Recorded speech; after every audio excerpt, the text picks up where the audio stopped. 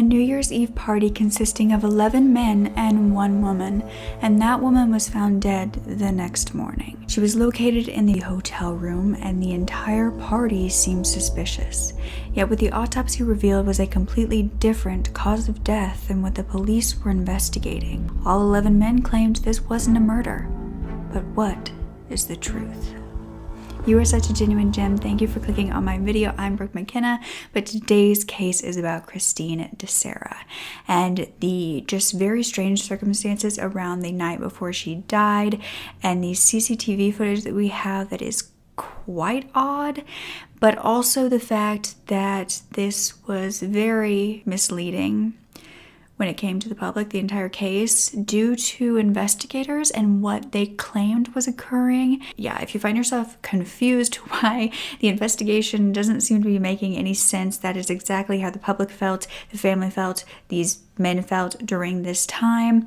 And so you are going to really be able to feel it as if you were listening to it real time.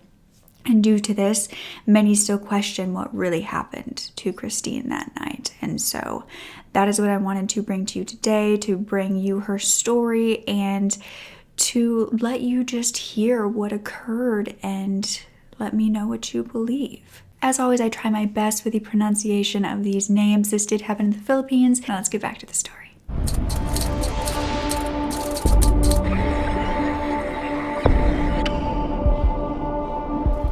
So it was 2020 in the Philippines, and Christine Angelica Faba Dacera was a 23-year-old flight attendant based there. It's a very recent case, and she worked at the PAL Express at the time, which was in Manila, and she was living on her own. Now, Christine had been born on April 13th of 1997 as a second child, and she would have 2 more siblings after that. Her siblings were Monica, Chloe, and JJ. Now, her family called her Ica, I believe is how you say it, I-C-A. Now, she loved the performing arts when she was a child, and she was really into her dance troupe, but she was also very good at balancing her academics. She graduated college with a Bachelor of Arts in 2017, and then she joined a pageant after that and became the first runner-up, and then she went on to modeling, and she was in fashion shows with fashion designers, and then she decided she wanted to be a flight attendant, and she was doing great at that. She ended up moving to Manila in 2019 to end up going through with this dream of being a flight attendant.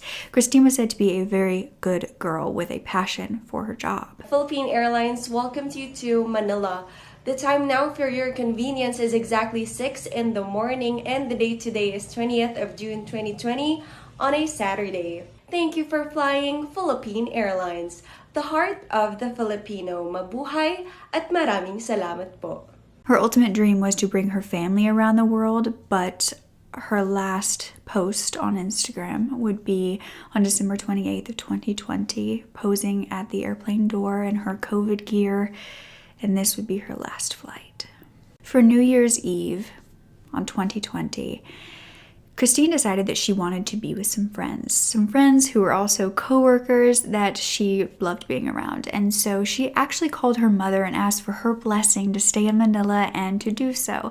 And that blessing was given, even though Christine was 23 years old. You see, Christine's co-workers had planned a party or a get-together at the City Garden Grand Hotel in Makati. And Christine would check in around noon that day of New Year's Eve to room 2209. She was actually paying for that room for herself, but others were going to be staying in it and going in and out. It was kind of open party kind of thing. But 24 hours later, a little after noon the next day at 12:25 p.m., Christine would be pronounced dead upon arrival to the medical center. Now, Christine's family claimed that just after midnight, so 12 hours prior to her death, she had called them, FaceTimed them, in fact, to wish them a happy new year and to talk to them for a little bit.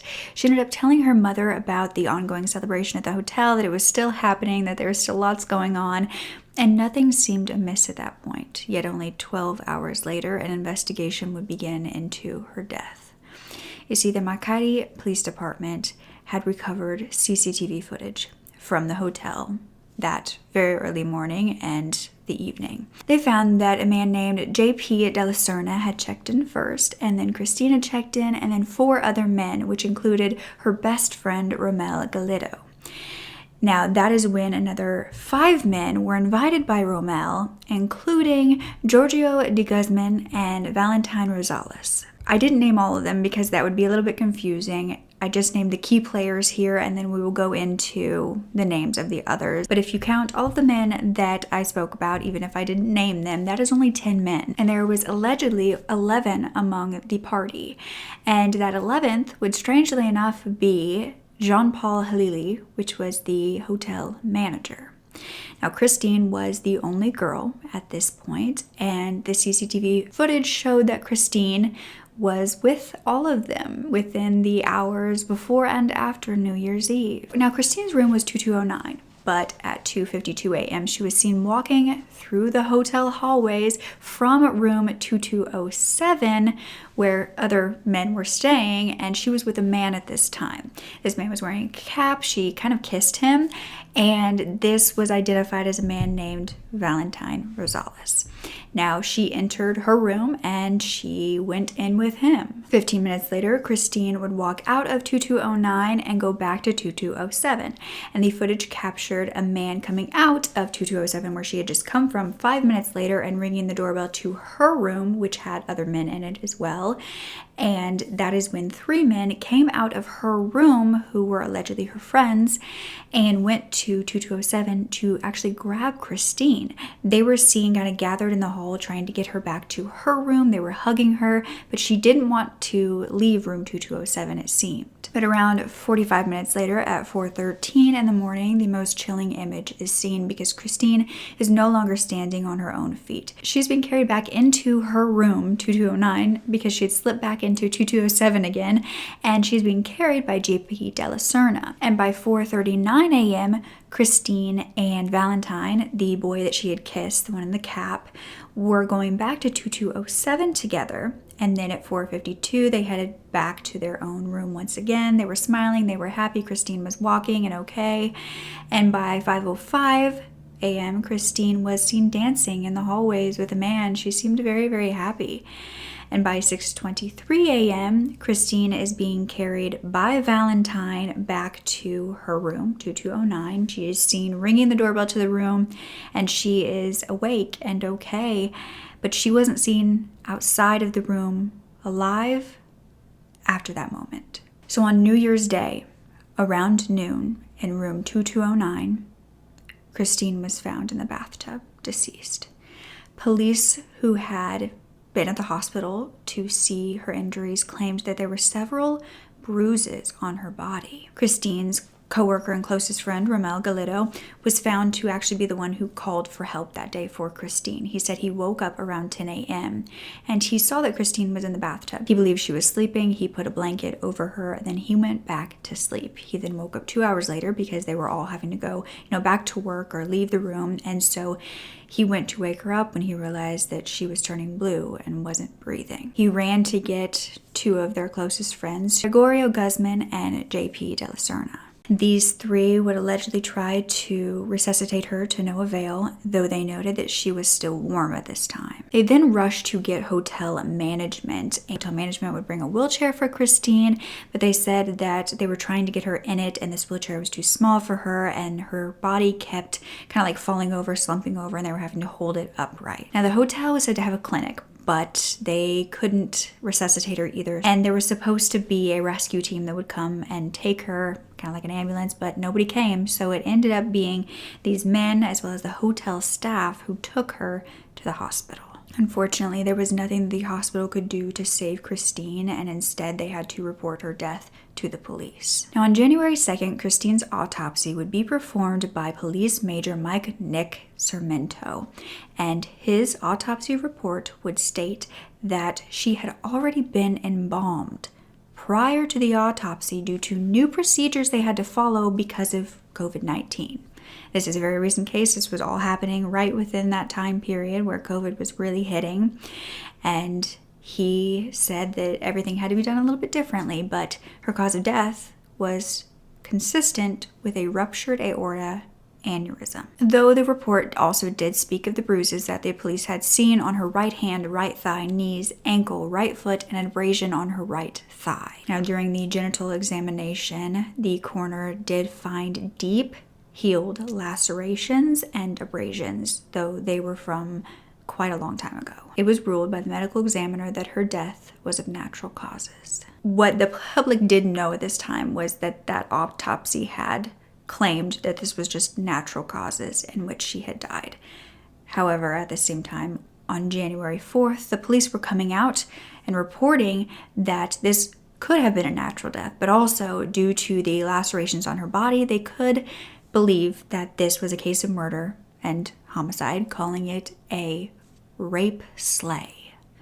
These words were pasted everywhere in regards to her death, and they said that it could have even been a gang rape due to the bruises on her body. Even though nobody had claimed that this was a rape slay according to the evidence, there was no sign of murder or sexual assault. 11 men were provisionally charged with rape and homicide. The Philippine National Police told the public that the case had already been solved and that they had arrested 3 men who were 27-year-old J.P. De La Serna, the man who carried her back to the room at one point throughout the night, also 29-year-old Romel Galido, who had found her body, who was said to be her best friend, and also 25-year-old John Paul Hilali, which was the hotel manager. These 3 men were said to be Christine's actual friends among the 11, and that the other 8 were just strangers to her, that they were friends of friends that she got along with, but didn't know. Very quickly, due to the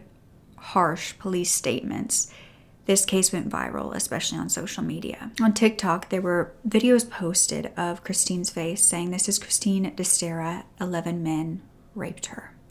And this is where the misinformation really began to spread fast, muddling the entire case. Many began to point to Christine, that she was to blame if this was a rape slay, that she was drinking too much. And once the CCTV footage was released of her kissing one of the men, they were all saying, well, she was getting around with all of them, and victim blaming this poor girl. Her college friend was seeing all of this and ended up being so fed up with the rumors that she actually wrote something online to negate them. She said, "We condemn how the story is being framed by the media. We condemn the lack of empathy shown by posts about the news and even her own profile. She is more than just a headline or a cautionary tale. She is a real person, someone we love, someone who deserved to live.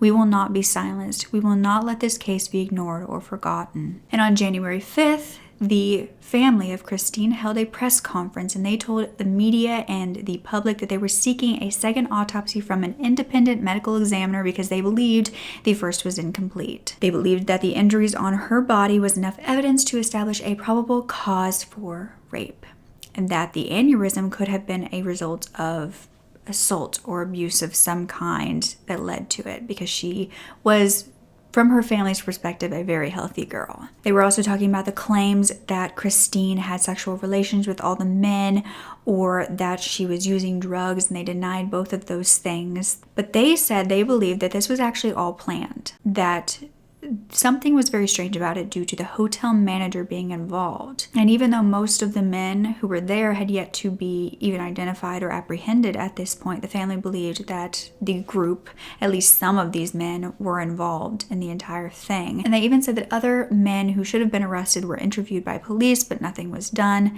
And yet these 3 men were kept and were currently in jail, even though the others were released. Christine's mother, Sharon, was very emotional. She said that they were demanding justice for her daughter's death, that they treated her like a pig, and she didn't want this to happen to any other women. She said that there were so many lacerations on her daughter that were not written up in that first autopsy, and that the ones responsible need to pay. She then called on the president for help. She was really demanding for something to be done after being told by the police that this was some crazy rape slay by these 11 men. And that is when the Philippine National Police Chief threatened to hunt down the suspects that were not in custody if they did not surrender themselves within the next 3 days.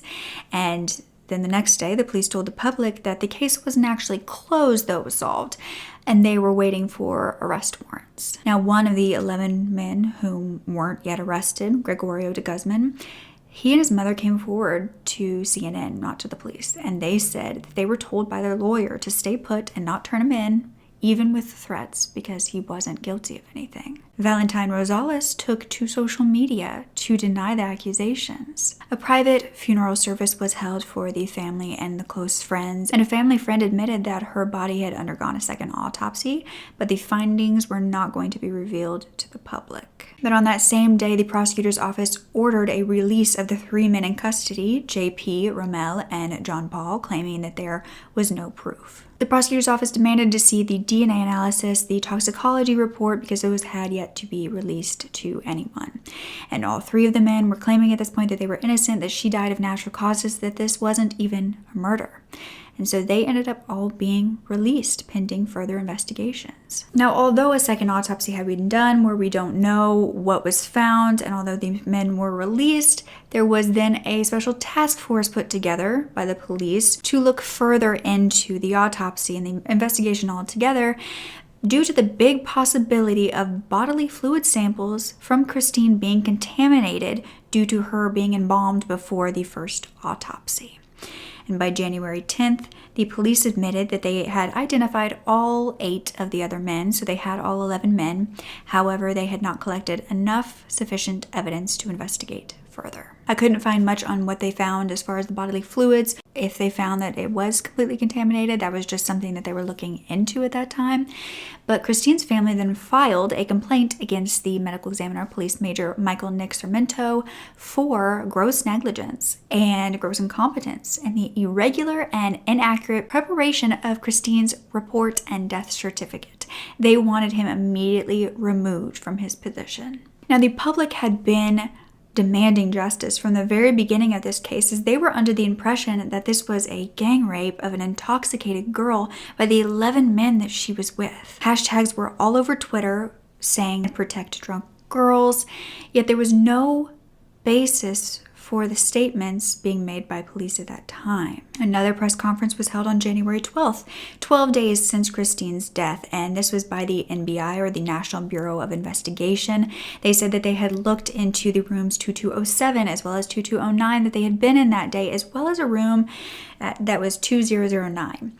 And this was all for possible evidence, and they revealed that they had found encouraging leads in the second autopsy to determine whether lapses were committed in the first autopsy. Now, I'm not sure if this was the same autopsy as the family had done, or if this was another version. However, we do not have the results of this one either, so I'm thinking it possibly was the one that the family had done, and that together they're not going to release what was found. What was revealed by the NBI was that they had found bodily fluids in Christine that was urine.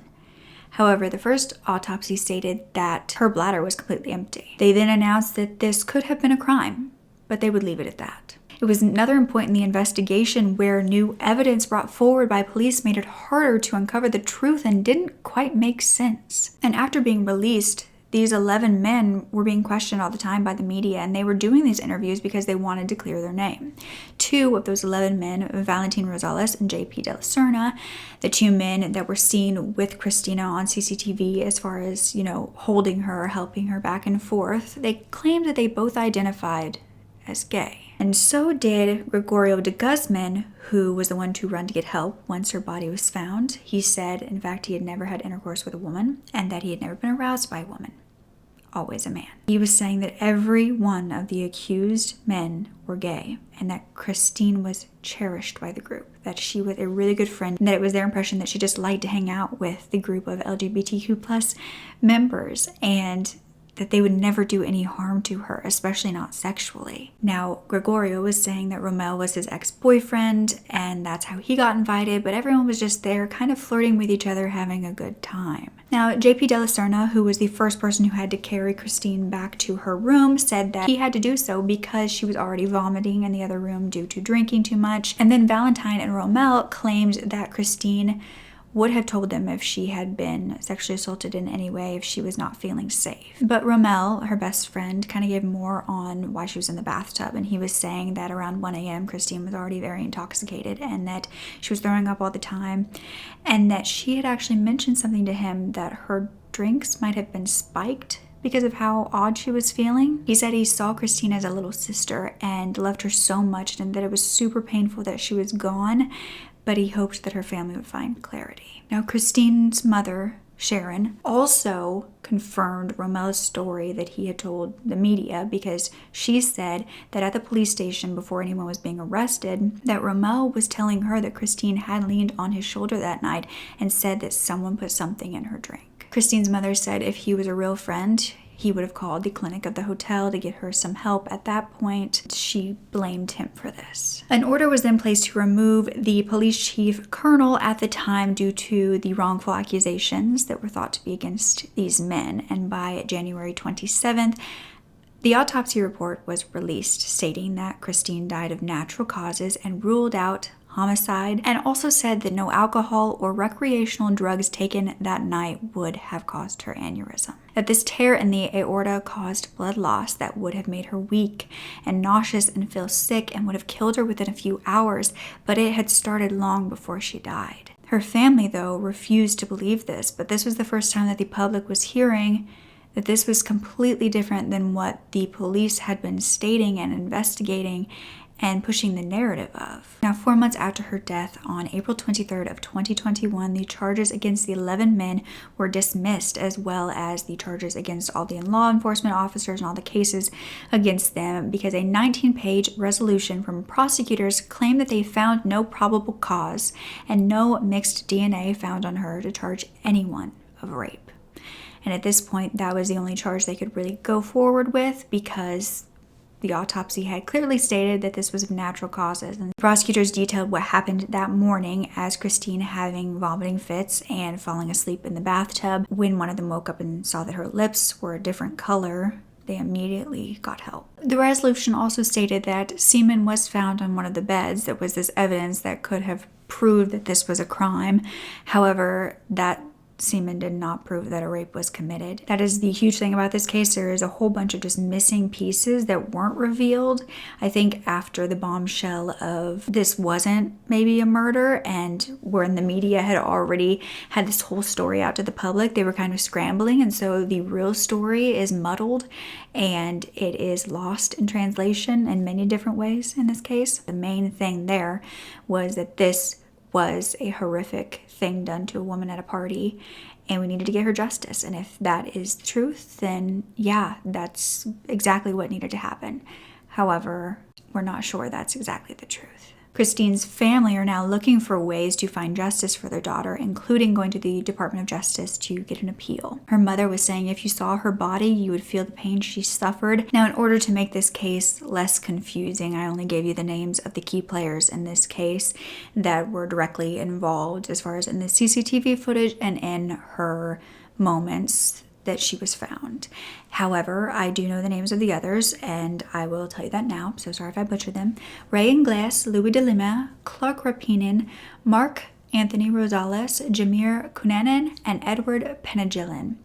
And they have all been cleared of involvement, as well as the other 3 who were arrested. But Clark actually came forward to claim that around 7:30 a.m. that morning, Christine was throwing up, and he actually gave her a bathrobe and tried to get her to go to sleep. And she was refusing, saying she did not want to get in a bed. She would rather just stay there, and that is why they left her there. So after this was all just dismissed, in 2021 and 2022, 5 of these men actually did an interview with a Boy Abunda talk channel on YouTube. I will have it linked down below for you to watch in full.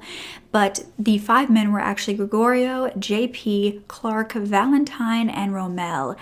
And this was after Valentine and Romel had posted hashtags Find the Truth on their social media, and that's what they went on these interviews to do.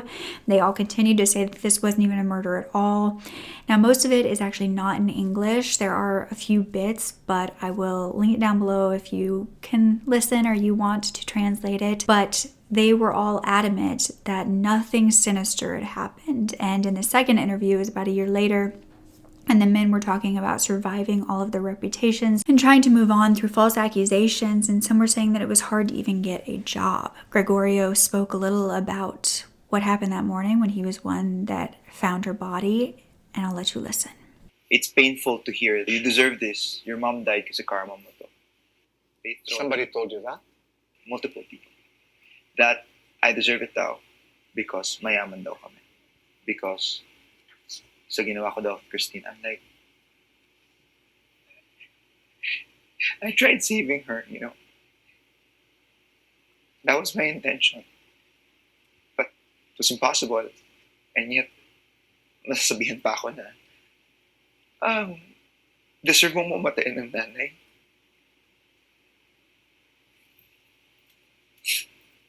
They were also briefly mentioning that they would be willing to enter a settlement with her family so that the appeals will stop. Though the family strongly believes that something occurred that night to Christine that took their daughter's life. The City Garden Grand Hotel was then under fire for possible violations of COVID-19 protocols due to letting guests like Christine and her friends in, even though there was a designated quarantine facility at the hotel. They were only allowing 2 people per room, yet this whole group was in and out of these 2 different rooms. The hotel was suspended for 6 months and had to pay 10,000 pesos. Do you believe that a crime was committed with no justice given? Or was this a natural death that spiraled out of control with the assumptions and theories stated by police with no evidence? Did these 11 men have their lives ruined for no reason? Why were there bruises on her body? Some have speculated that those occurred while they were trying to get her into the wheelchair, including the 11 men were saying that they had a really hard time getting her in. She kept falling over,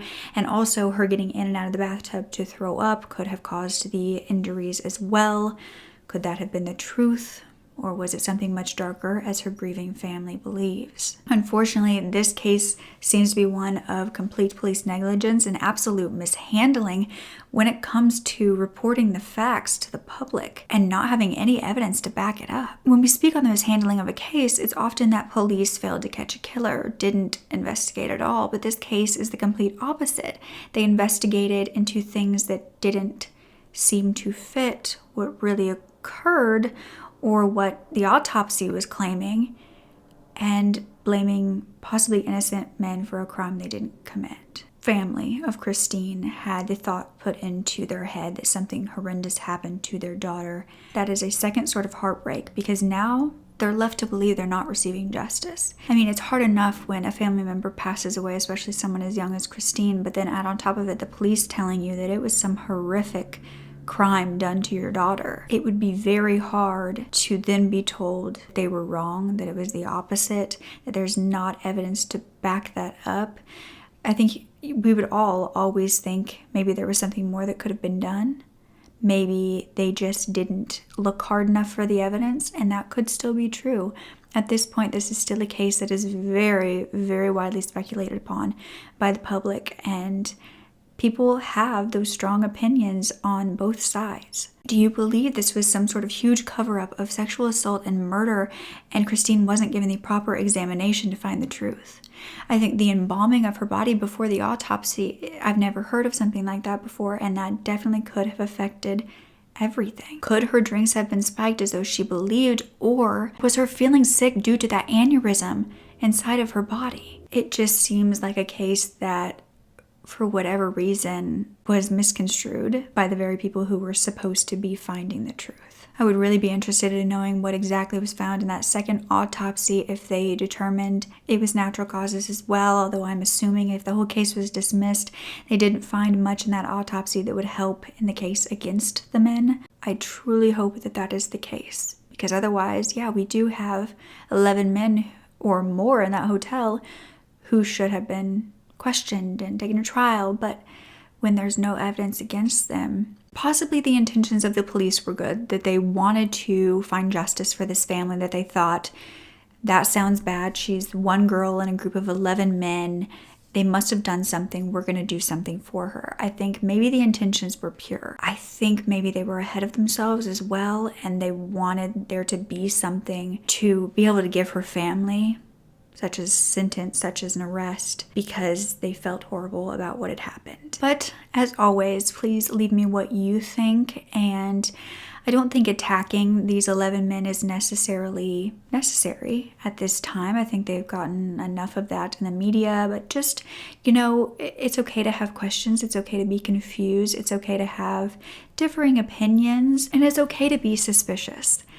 But just maybe be kind and thoughtful with your words. Because at the end of the day, at least the people who were very close to Christine, if they didn't do anything, they lost a very good friend, and they had to find her body as well. Please remember that when you're leaving the comments down below. And don't forget to speak up. Your voice is powerful enough, and I love you to absolute pieces.